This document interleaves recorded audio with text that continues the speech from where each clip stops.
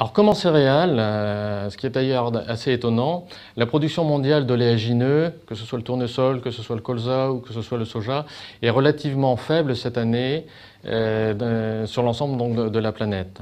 Bon, seule peut-être la production de palme est plus importante, ce qui a conduit d'ailleurs les cours de l'huile de palme à chuter il y a quelque temps, avec une incidence là aussi sur le cours du colza, mais enfin depuis les cours de l'huile de palme ont remonté.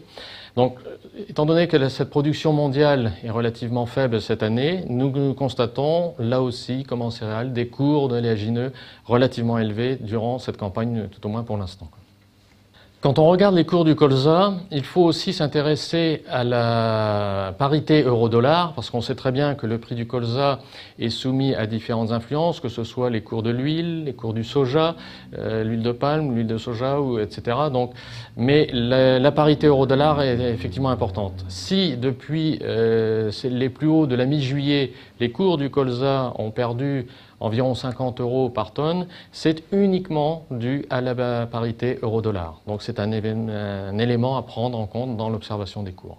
Comme je le disais précédemment, les cours du colza sont soumis à l'huile de palme. Ce qui sera intéressant à voir dans les mois à venir, c'est la place de l'huile de palme, qui est aujourd'hui le leader sur le marché des huiles.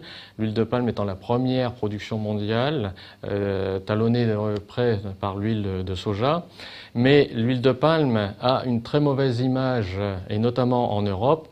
Cette mauvaise image étant liée à la déforestation importante, notamment en Indonésie, et liée également, je dirais, à ses qualités, ou tout au moins à l'impact qu'elle peut avoir sur la santé humaine.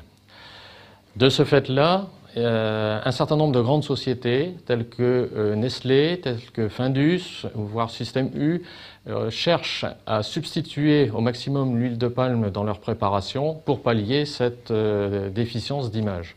Et donc, on pourrait imaginer que l'huile de palme perde à l'avenir son leadership et on ne connaît encore pas, je dirais, l'impact que cela pourrait avoir sur l'ensemble des cours des oléagineux.